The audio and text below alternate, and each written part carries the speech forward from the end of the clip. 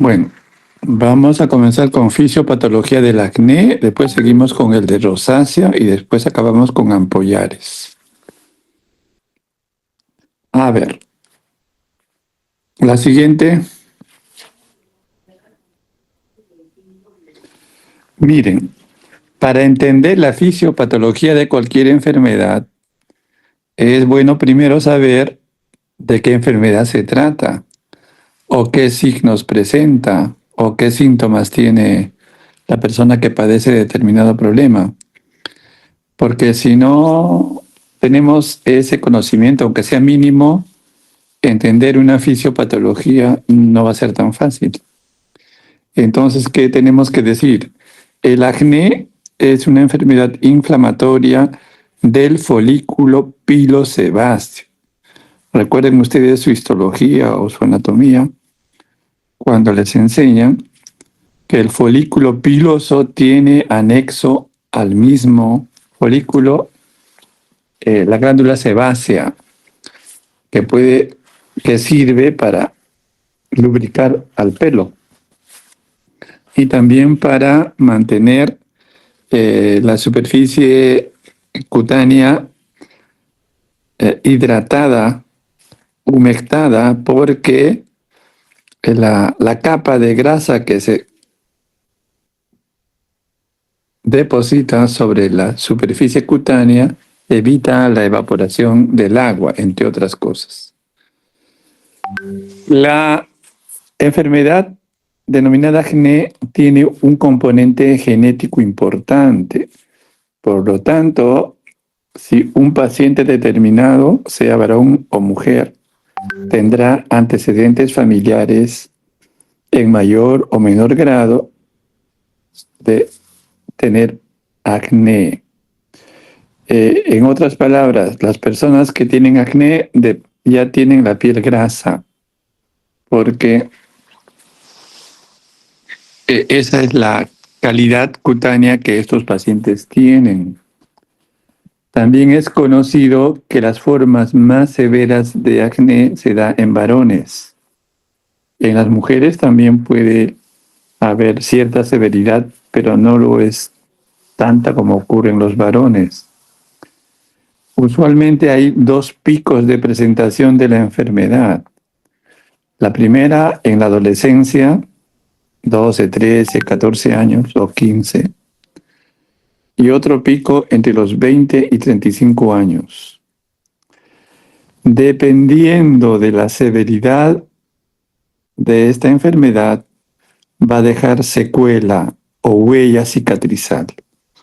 Entonces, a mayor severidad de este problema del acné, habrá mayor chance de que tenga secuelas cicatrizales. A ver, la siguiente.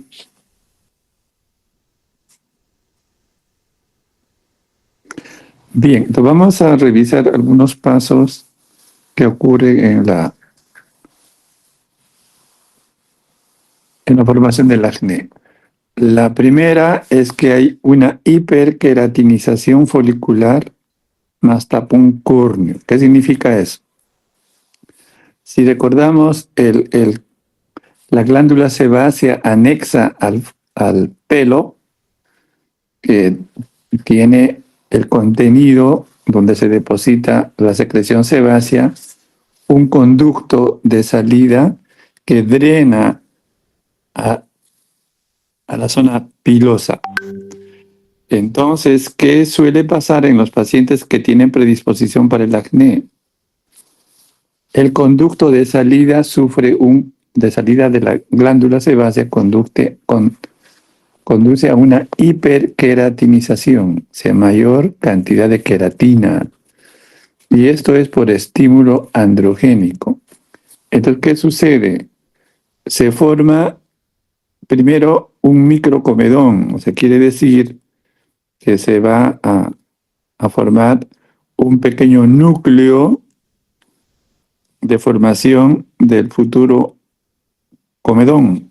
El comedón es un conjunto de lípidos que se van solidificando dentro de la glándula sebácea. Esta va a ir en aumento. ocasionando el denominado tapón córneo. La siguiente. Bien. El aumento de la producción de sebo, que es lo que ocurre en la adolescencia, pues, las glándulas de sebo, tanto de varones como de mujeres, van a comenzar a funcionar por estímulo hormonal.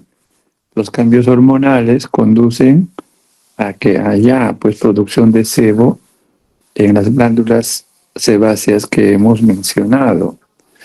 Entonces, por estímulo principalmente de la testosterona o la dihidrohiperandostenediona, creándose un ambiente hiperlipídico. Por lo tanto, la superficie cutánea de estos pacientes es seborreico, es grasoso. Esto ocurre con más frecuencia en la adolescencia. También está descrito en el síndrome de ovario poliquístico en las mujeres. El estrés también puede aumentar la secreción sebácea. Algunos autores también sostienen de que algunos alimentos lácteos con alto índice hiperglucémico pueden inducir a mayor secreción sebácea. El sebo de por sí es proinflamatorio por sí mismo. La siguiente. Bien, en la superficie cutánea tenemos una flora cutánea normal que vive ahí. Dentro de estos destaca una corinebacteria que se denomina Cutibacterium acnes. En algunos libros tal vez lo encuentren como Propionibacterium acnes.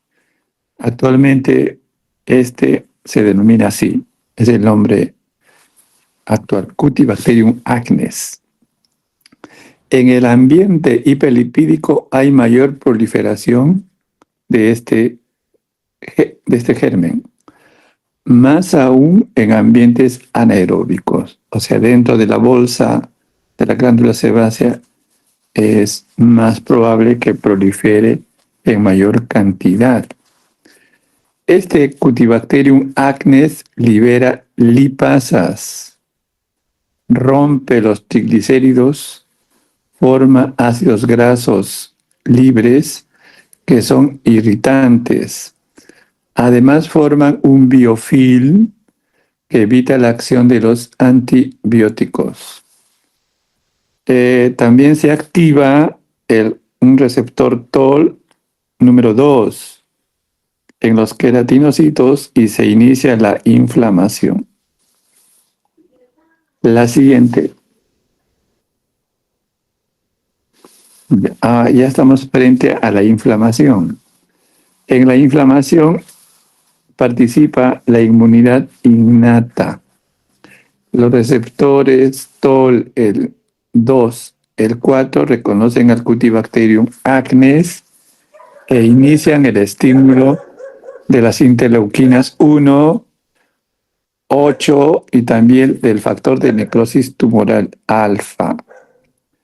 La respuesta adaptativa, por su lado, los linfocitos T17 y TH1 estimulan mayor queratinización.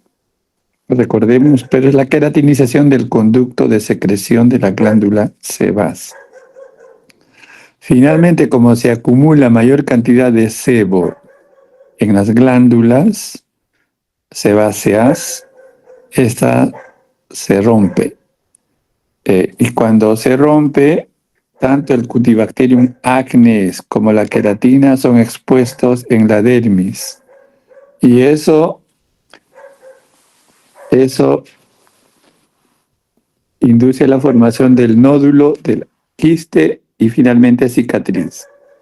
Recordemos que comencé diciendo que a mayor inflamación, mayor chance de cicatriz. La siguiente. Bien, entonces, ¿para qué conocemos la fisiopatología? porque entendiendo la fisiopatología tenemos que plantear una solución y la solución consiste en aplicar medidas terapéuticas. Por ejemplo, si tenemos mayor queratinización del conducto de salida de la glándula sebácea, tenemos que usar medicamentos como los retinoides tópicos y también retinoides sistémicos. ¿Para qué? Para que este engrosamiento de queratina que padece la glándula, el conducto de salida de la glándula de sebo se adelgace, y eso se logra con estos medicamentos. Después también se puede usar tratamientos antiandrógenos para la disminución de sebo. Se entenderá que los antiandrógenos solo se pueden usar en mujeres, no podemos usar en varones. Estos son los anovulatorios orales y la espironolactona. Sin embargo, un producto que se llama isotretinoína, que no es antihormona, también disminuye la secreción de sebo, y esta es un retinoide sistémico que se llama isotretinoína. Eso, cuando avancen ustedes en sus estudios, lo vamos a explicar mejor y lo van a entender mejor, pero por ahora llévense esos conceptos. Y también el efecto antibacteriano que se necesita, porque la proliferación de Cutibacterium acnes tiene que ser combatida. ¿Qué se usa? Tratamientos tópicos como de peróxido de benzoilo, antibióticos tópicos como la eritromicina o la clindamicina, tópicos. Y también se usa tratamiento antiinflamatorio. Para eso hacemos uso de estos antibióticos, pero que no solamente tienen propiedad antibiótica, sino también antiinflamatoria. Tenemos doxiciclina, minociclina, los antibióticos que le he mencionado, pero también un retinoide que se llama la isotretinoína, que lo mencionamos también como que produce disminución de sebo. Y finalmente podemos usar también corticoides intralesionales. Eso es lo que se puede hacer como consecuencia de conocer la fisiopatología. Entonces, en resumen, está la fisiopatología del acné explicada primero por hipersecreción sebácea. Segundo, por hiperqueratinización del conducto de salida de la glándula sebácea. Tercero, por la proliferación del Cutibacterium acnes. Y cuarto, por la inflamación que produce la ruptura de las glándulas de sebo. Y la ruptura es consecuencia de la proliferación de estos gérmenes llamados Cutibacterium acnes y también de la secreción sebácea acumulada. Bien. A ver, creo que hay una siguiente, creo que es todo con relación al acné. Ah, no, acá. A ver, todavía hay antes. Todavía hay una antes. Ajá. Esto es para que más o menos se lleven alguna idea de lo que es la clínica del acné y de la rosácea. El acné se caracteriza por la presencia de comedones, que son unos puntos negros o blancos que aparecen justamente donde drena la glándula sebácea. En cambio, en la rosácea se caracteriza por tener eritema facial, eritema más flashing. La ubicación. El acné principalmente es en la cara y en el tronco. La rosácea es en la cara, centro facial, mejillas y nariz. La edad más común para el acné es la adolescencia, adultos jóvenes. En cambio, la rosácea se presenta en adultos, más de 30 años, entre 30 a 50 años, se presenta la rosácea. La inflamación en el acné se explica por los andrógenos, por el sebo, por el Cutibacterium acnes. En la rosácea intervienen otros factores. Vamos a ver después que en la rosácea hay vasodilatación y ese es un problema neurovascular. También intervienen los receptores, todo el receptor, principalmente el 2. Desencadenantes o gatillantes. En el acné tenemos, como mencionamos antes, lácteos, hidratos de carbono con alto valor glucémico y también el estrés. En la rosácea, lo que ocasiona vasodilatación, el calor, el alcohol, alimentos picantes, la radiación ultravioleta, entre otros. Entonces, para que sepan diferenciar ya desde ahora lo que es una rosácea y lo que es un acné. A ver la siguiente.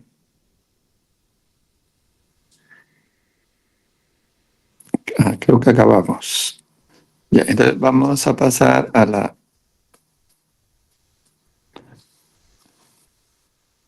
la otra, a la fisiopatología de la rosácea.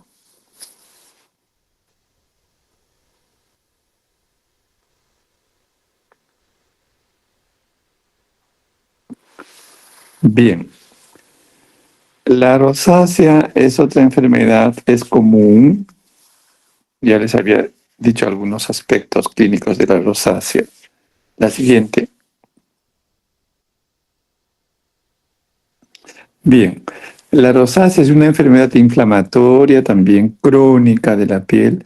A diferencia del acné, una vez que se presenta la rosácea es para toda la vida. En cambio, el acné tiene su periodo de presentación y en la mayoría de las personas, después de algunos años, se les puede ir. No así la rosácea. La rosácea aparece y va a persistir toda la vida de la persona. La ubicación de la inflamación de la rosácea, como señalamos ya, es centrofacial. En cambio, el acné es cara y tronco. La rosácea se caracteriza por presentar telangiectasias, producto de la alteración neurovascular e inmunológica. Eso es lo que caracteriza a la rosácea. La siguiente. Bien, entonces la alteración más importante es que los vasos sanguíneos son hiperreactivos, muy sensibles. Rápidamente van a la dilatación. Estos nervios que están con esas siglas participan en la vasodilatación porque son hiperexcitables. Hay una hiperrespuesta al calor, al alcohol, al estrés, a los alimentos picantes. ¿Qué quiere decir? Que rápidamente, al consumir estos alimentos o a exponerse a situaciones estresantes o a consumir alcohol, rápidamente hacen vasodilatación. Por eso se caracteriza la rosácea. Hay también liberación de neuropéptidos. La sustancia P, el factor vasoactivo intestinal y otros ocasionan vasodilatación, eritema y sensación de ardor en el rostro. La siguiente. Entonces hay angiogénesis, hay mayor proliferación de capilares, por lo tanto, esto hace que se presente las llamadas telangiectasias, o sea, vasodilatación capilar. También el factor de estímulo angiogénico y otros factores hacen que aparezcan nuevos vasos. Por eso queda en estas personas un eritema persistente. Entonces los tratamientos en la rosácea va a ser consecuencia de las situaciones que hemos señalado. A ver, la siguiente. Bien, ¿qué otra situación ocurre en la rosácea? Hay disfunción de la barrera cutánea. Eh, Recuerden ustedes que la inmunidad hay una inmunidad innata y una inmunidad adquirida. En la rosácea hay una alteración de la inmunidad innata, pero a nivel facial. Entonces, la barrera cutánea alterada facilita el ingreso de agua y también de otros irritantes.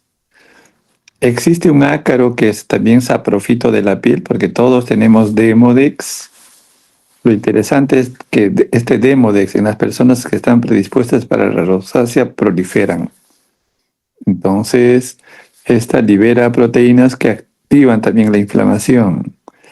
Hay un bacilo que vive con el Demodex. Eso se llama Bacillus oleronium, que vive con el Demodex y activa al Toll receptor 2. También las catalicidinas se procesan mal, porque la catalicidina es un antibiótico natural que tenemos en la piel. Pero si se procesa mal, entonces va a perder su capacidad antimicrobiana y se torna en proinflamatoria. Atrae neutrófilos y ocasiona eritema. Vean, todos los caminos conducen a la aparición de eritema en la cara. Y también, como dijimos antes, de telangiectasias. Recuerden que el eritema en resumen, es vasodilatación. El eritema es transitorio. Hay vasodilatación, y una vez que pasa el estímulo, hay vasoconstricción. Pero en cambio, la telangiectasia es una vasodilatación permanente. Eso no va y viene, sino se queda. La siguiente. Bien, también en la rosácea intervienen factores genéticos y ambientales. Por la genética se explica que hay mayor predisposición de los fototipos cutáneos 1 y 2.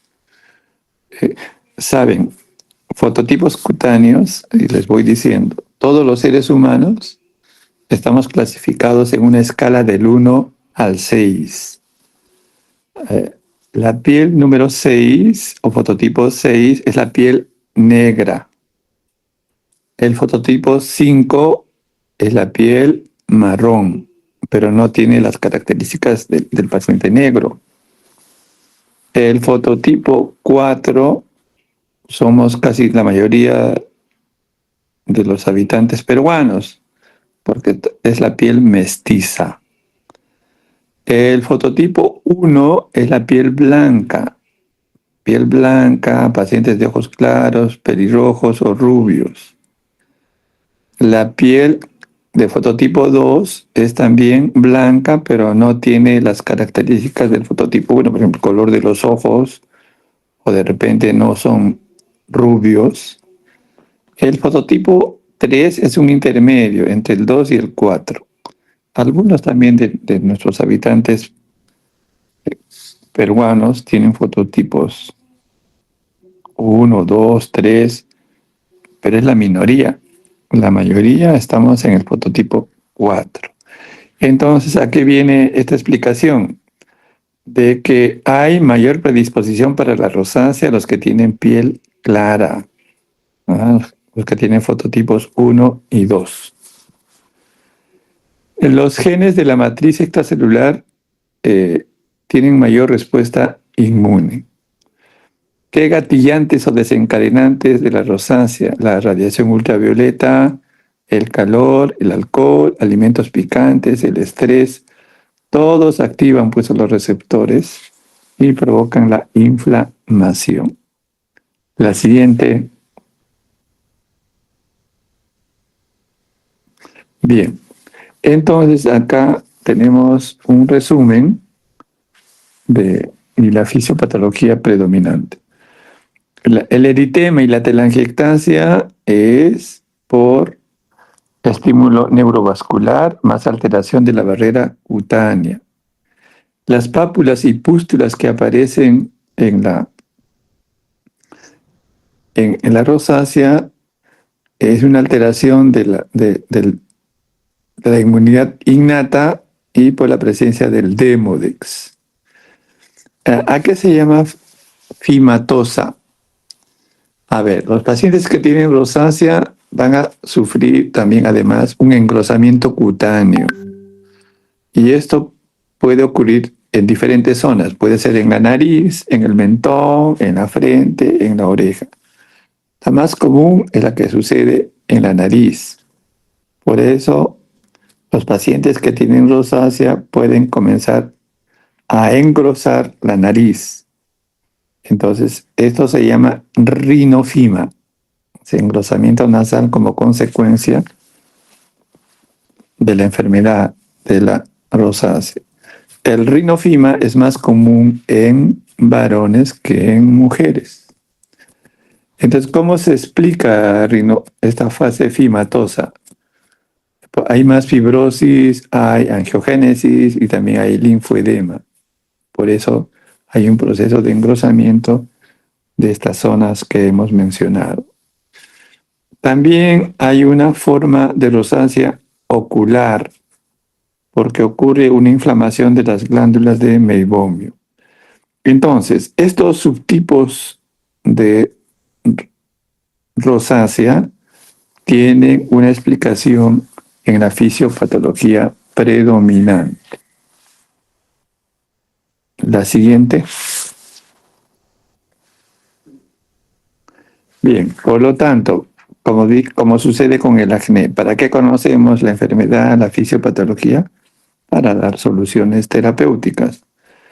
Entonces, para la vasodilatación se puede bloquear usando un producto que se llama brimodinina, pero es un bloqueo transitorio, no es definitivo. El producto llamado ivermectina al 1% se puede usar tópicamente para disminuir la cantidad de Demodex, porque dijimos que el Demodex es un ácaro. Entonces se disminuye y también se activa el TOL receptor 2.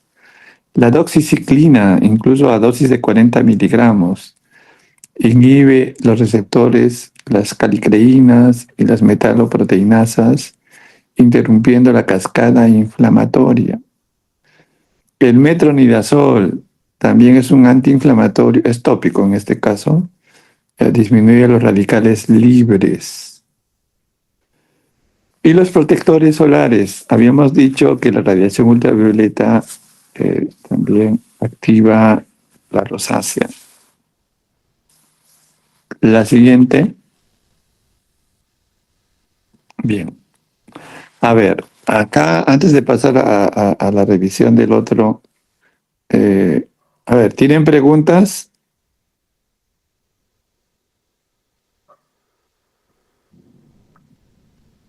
¿Ninguna pregunta? No, doctor, parece que todo claro. Bueno, yo no sé por qué en el archivo que les he enviado no hay ninguna foto. Creo que he mandado un archivo equivocado.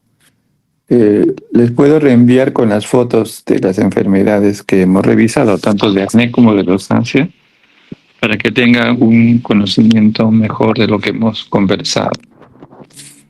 Ya creo que voy a corregir enviándoles el archivo respectivo. Bueno, Está bien, doctor. ya pasamos a la otra, la fisiopatología de enfermedades ampollares.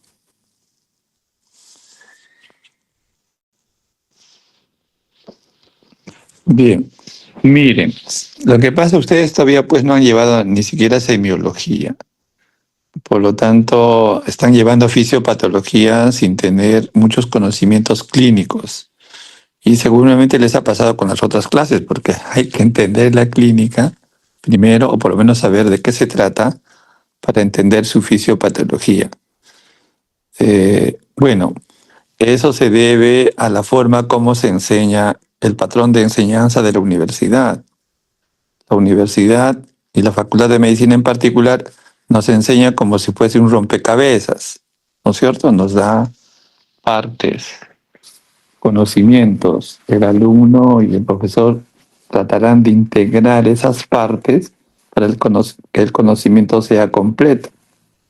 Porque supuestamente ustedes ya saben cómo es un folículo pilosebáceo, porque eso lo han revisado en histología, en anatomía patológica probablemente, ¿no? Entonces, y así, si todos los conocimientos, por ejemplo, también han hecho farmacología, conocen farmacología. Entonces, cuando hablamos de algunos de los productos, por lo menos algunos debe ser familiar para ustedes, por lo menos los nombres. Tal vez uno no recuerde bien los usos, pero los nombres se los tiene que aprender. Entonces, cuando revisamos acné y rosácea hemos hecho uso de algunos conocimientos previos de ustedes. En este caso de enfermedades ampollares también pasa lo mismo. Primero, cuando se dice vesícula o ampolla, de repente puede ser lo mismo, parece lo mismo, porque ambas lesiones tienen contenido líquido, pero ¿en qué se diferencian? En el tamaño, ¿ya? Y el tamaño es un convencionalismo también. Se dice que las vesículas tienen un tamaño menor de 1 centímetro. En cambio, las ampollas tienen un tamaño mayor de 1 centímetro. Entonces, el tamaño los diferencia. Además, como son lesiones cutáneas que tienen contenido líquido, este contenido puede ser seroso, puede ser hemático, puede ser purulento, en ese caso se llaman pústulas, o puede ser un contenido mixto, una mezcla de todo. Entonces, eso para que lo tengan claro, porque vamos a usar esos términos a lo largo de la revisión de la fisiopatología de enfermedades ampollares. Además, para entender muchas cosas hay que hacer uso, eh, en las anteriores no tanto, pero en ampollares sí, de la histología, de la histopatología, porque hay que hacer biopsias, o también de la inmunofluorescencia, que es una prueba auxiliar que lo hacen los anatomopatólogos, para que nos den más información de tal manera que armemos el rompecabezas que les he señalado. De eso se trata, armar un puzzle o rompecabezas para armar mentalmente, ¿no? Integrar los conocimientos parciales y tratar de darle una unidad. A ver, la siguiente. Bien, entonces las enfermedades ampollares, porque también se llaman vésico-ampallares, y ahora ya lo saben por qué, son enfermedades cuya característica semiológica principal es la presencia de vesículas o ampollas. Se los dije de qué se trata. Esas lesiones se caracterizan por tener, repetimos, contenido líquido, que puede ser seroso, hemático, purulento, en ese caso se denomina pústula, o una mezcla de todo, se llamará un contenido mixto. Las enfermedades vésico-ampallares se clasifican de diferentes formas, pero esta me parece la más adecuada para el nivel donde están ustedes. 3 grupos: hereditarias, porque hay enfermedades vésico-ampallares hereditarias; un segundo grupo de autoinmunes y un tercer grupo que se llama misceláneos, porque hay enfermedades no relacionadas para nada, pero que se expresan también por tener vesículas y ampollas. Por ejemplo, hay enfermedades virales que dan vesículas y ampollas, como los herpes simple, herpes zóster. Pero hay enfermedades metabólicas como la porfiria cutánea tarda que también dan ampollas. O hay dermatitis de contacto o dermatitis agudas de diferente tipo que también dan ampollas. Y por ejemplo, lo más común, si a uno le cae agua hirviente en la piel, ¿qué se va a formar? Una ampolla. Es una ampolla que se forma por estímulo térmico, de tal manera que despega o forma vesículas dentro de la epidermis, o también puede llegar a un despegamiento dermoepidérmico.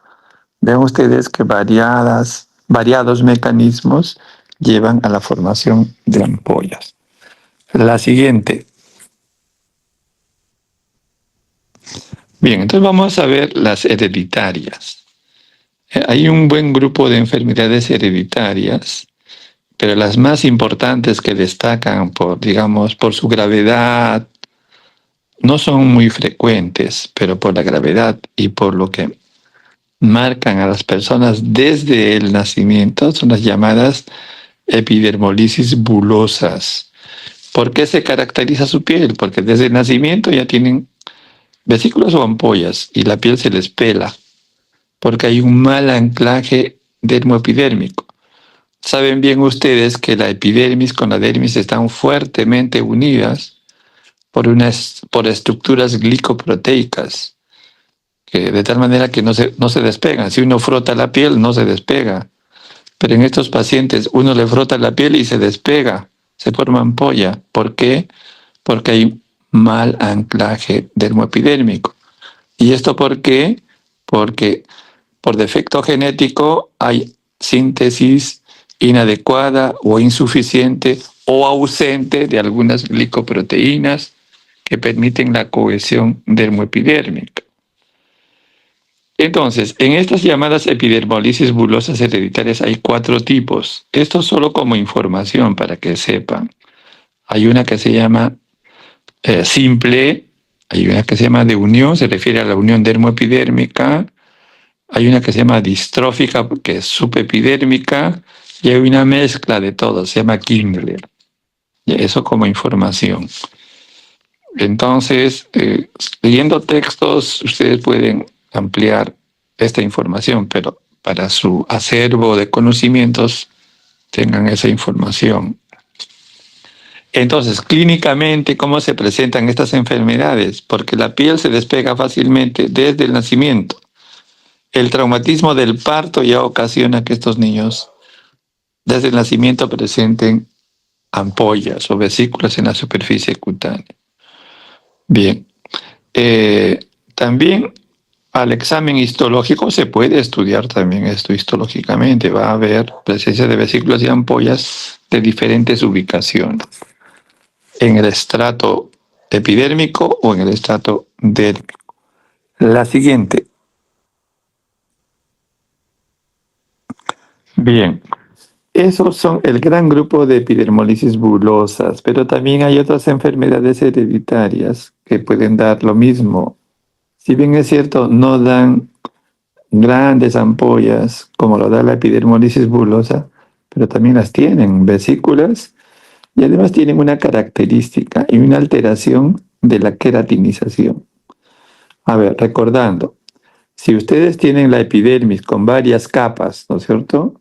La capa basal, la capa espinosa, la capa granulosa y finalmente el estrato córneo.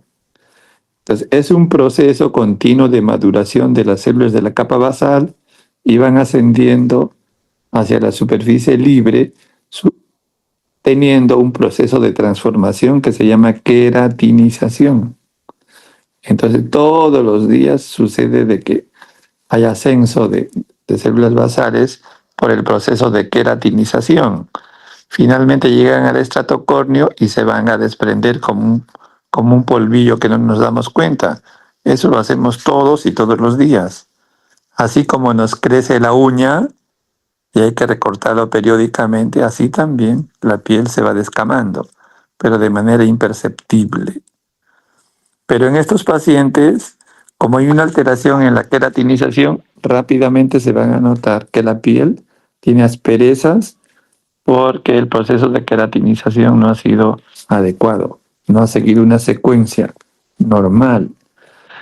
Hay 2 enfermedades, se llama de Darier porque es el autor que lo describe y que lo publica, y hay 2 hermanos de apellido Hailey, que también describen otra enfermedad parecida a la de Darier, pero que tiene otras características. De ahí se denomina enfermedad de Darier y enfermedad de Hailey. Bueno, recordemos al momento de que en dermatología hay el uso de muchos epónimos. Creo que de las especialidades la que más epónimos tiene es dermatología. Pero tiene un nombre, Hailey le han dado un nombre especial, se llama pénfigo benigno familiar crónico. Bien, en estos casos, pues, ocurre alteración genética de estructuras relacionadas con procesos de la queratinización y esta es defectuosa. Básicamente va a haber una alteración de la epidermis. La dermis no está afectada, es la epidermis. Frecuentemente esas lesiones se pueden también esfacelar, se pueden vulgarmente pelar y también hay presencia de lesiones queratóxicas o de lesiones engrosadas. ¿Dónde se ubican las lesiones en estas dos enfermedades? Generalmente en los grandes pliegues, axilas, ingles, es el lugar más común. La siguiente. Acá un ejemplo de un recién nacido que tiene ampollas desde el nacimiento. Vean cómo se pela la piel, como si fuese un gran quemado. Es por una alteración en el anclaje dermoepidérmico. En algunos hay varias formas, como les dije. Algunos son muy graves, otros menos graves. Entonces, este caso se llama una epidermolisis bulosa hereditaria. Para estudiarlas y tipificarlas, hace falta estudios histológicos convencionales usando hematoxilina y eosina, a veces inmunohistoquímica, microscopía electrónica, en algunos casos para tipificar bien la enfermedad. Hay más de 16 subtipos y entenderán lo complejo que es a veces tipificarlos. La siguiente.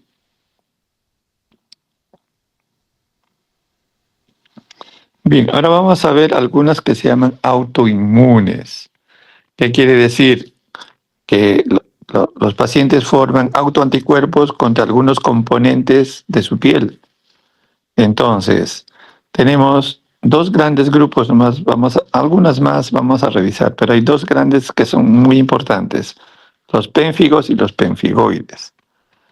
Entonces, y hay subtipos también, se los he enumerado, pero lo importante es que aprendan el concepto.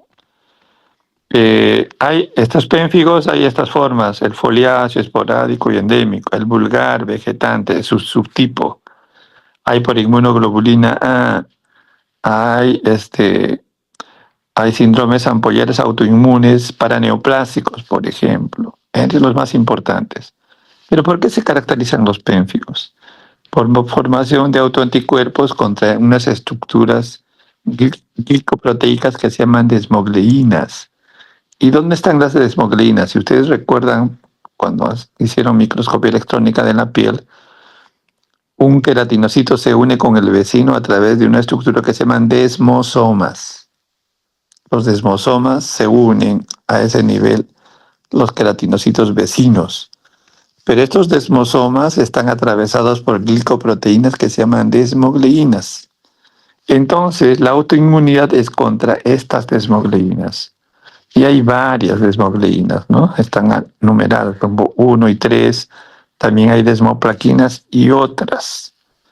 Y la inmunoglobulina que participa generalmente es la inmunoglobulina G en la mayoría, pero hay uno que es la excepción, que es por inmunoglobulina A.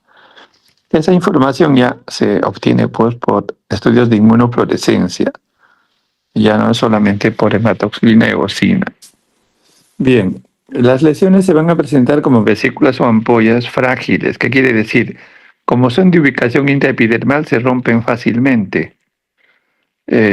A veces también no solamente se afecta a la piel, sino a las mucosas, mucosa oral, nasal, ocular, genital, depende de la severidad de la enfermedad. Pero en todo caso, las ampollas son de ubicación intraepidermal. Por lo tanto, para tipificar estas enfermedades y entender su fisiopatología, hay que hacer biopsias para coloración por hematoxilina y eosina. También se debe de hacer estudios para inmunofluorescencia. Asimismo, podemos detectar autoanticuerpos en los sueros de estos pacientes y el método que se usa fundamentalmente es el método de ELISA. La siguiente.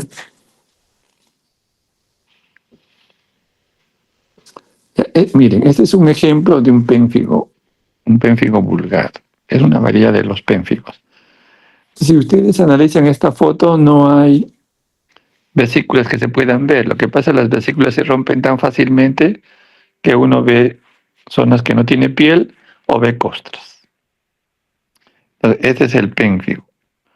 Entonces, la comprobación va a ser con los métodos que les he señalado.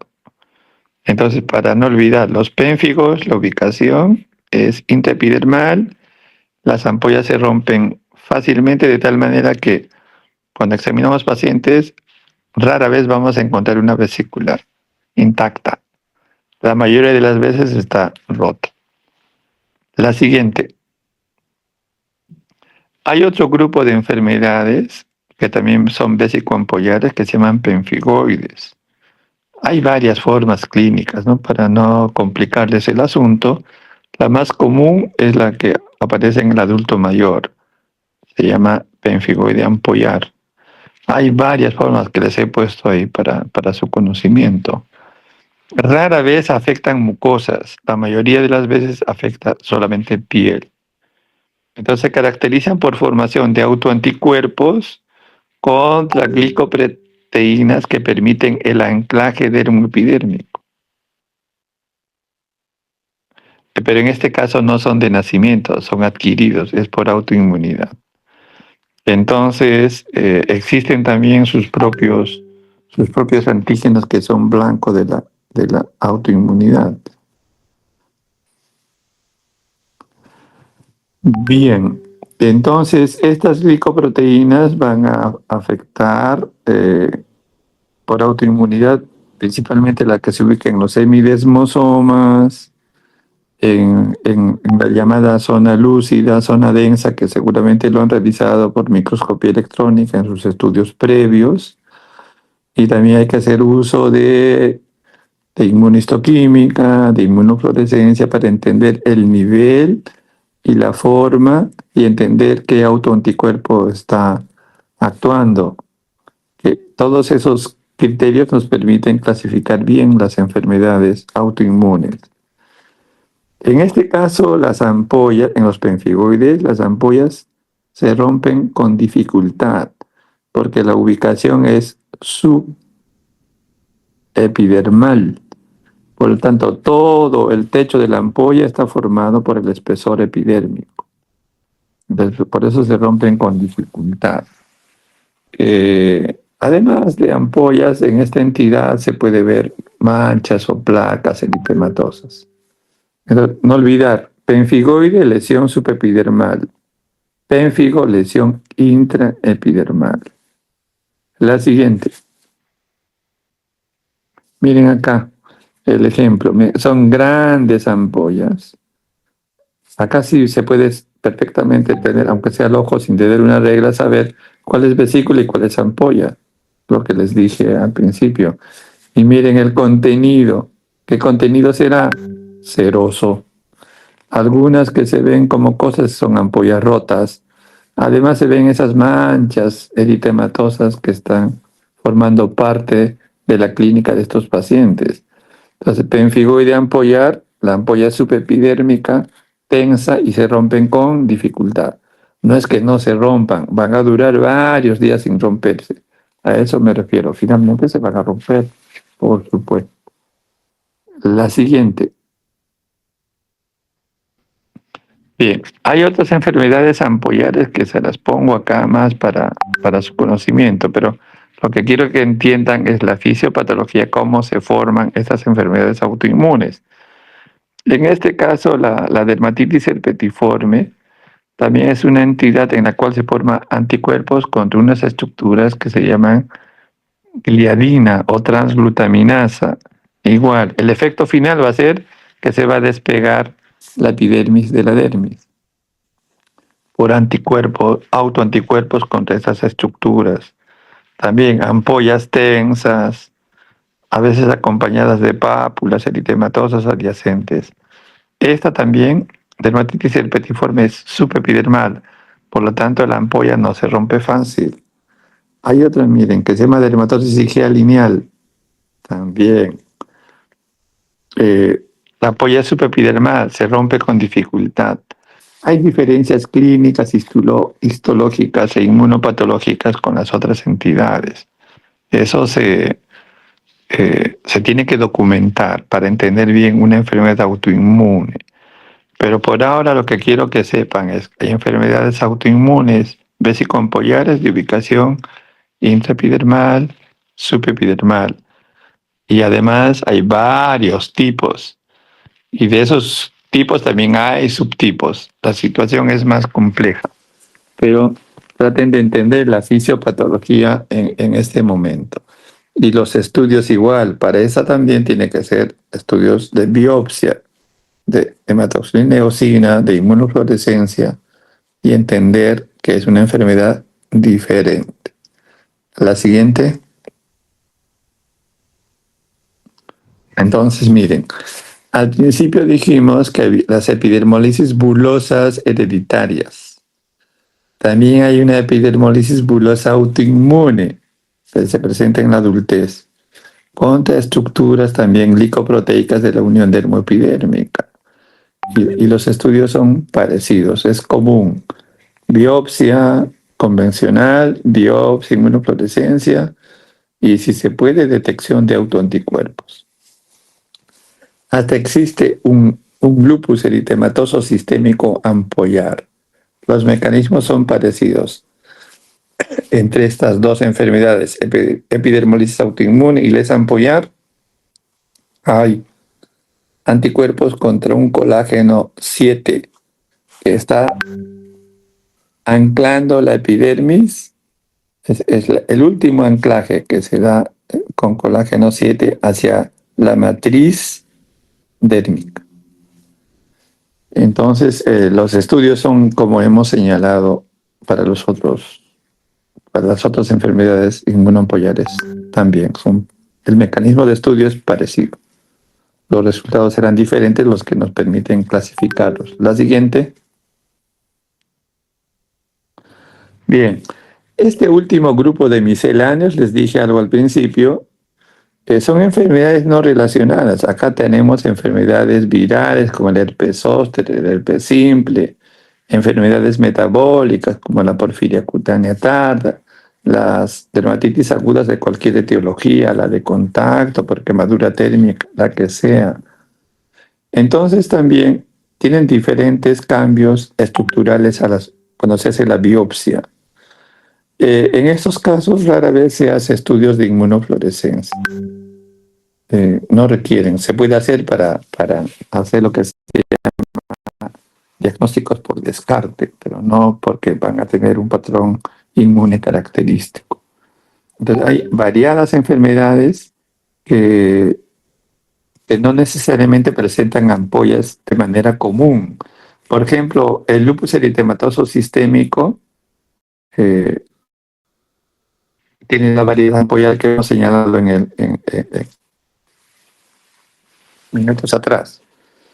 Entonces, pero también hay un lupus eritematoso sistémico donde no se forman autoanticuerpos por el colágeno 7, sino la intensidad de la inflamación hace que se despegue la epidermis de la dermis, por ejemplo.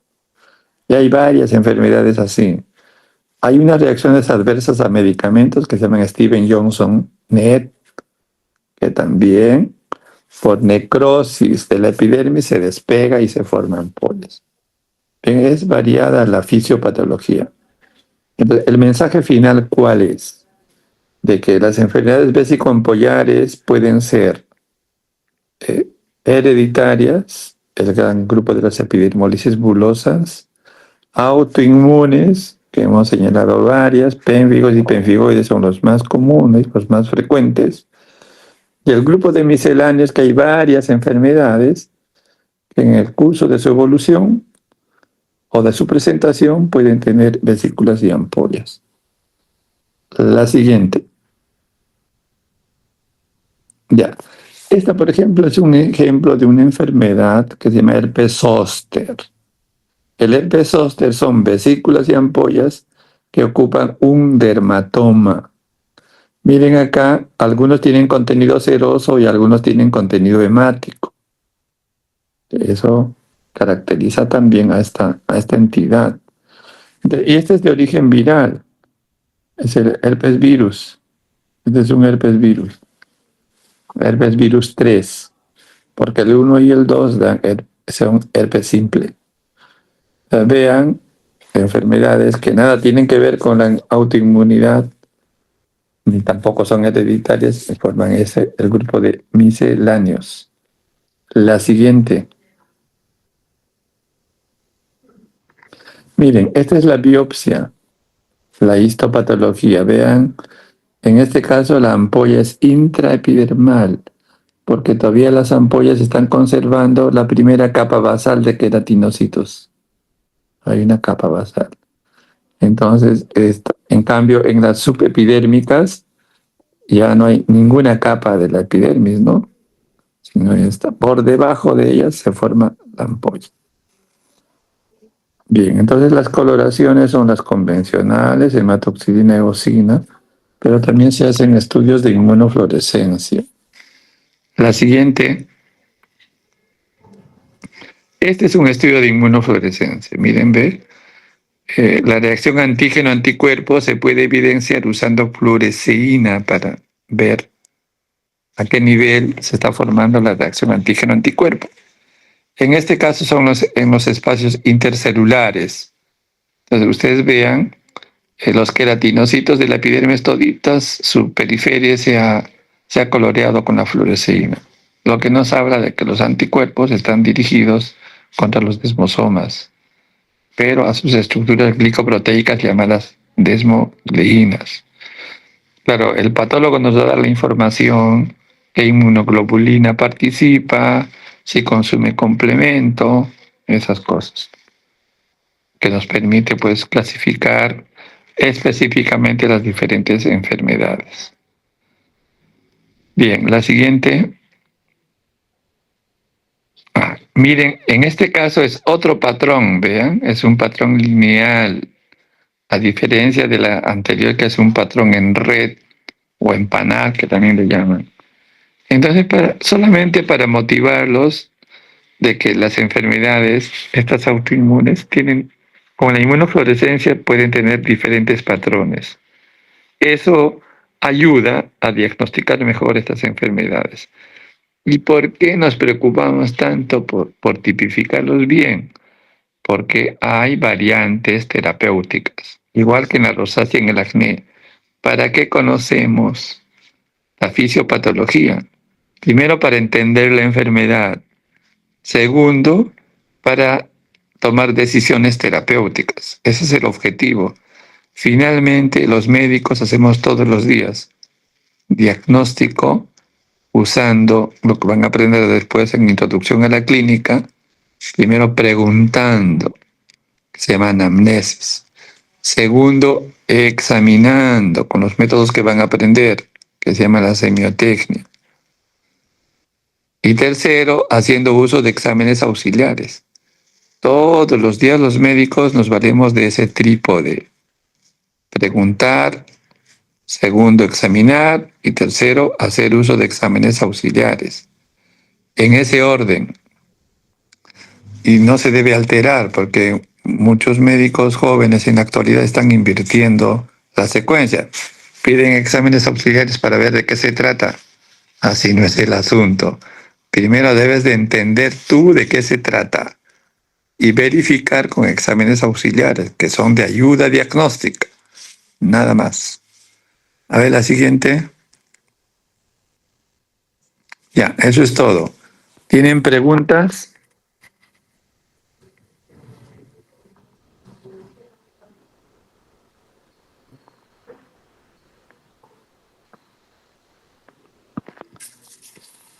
No sé si tienen preguntas. ¿Quedó claro?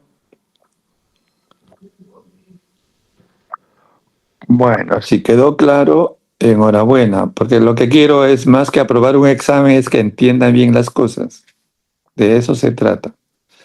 Y voy a ver si encuentro el archivo con las fotos de acné y de rosácea para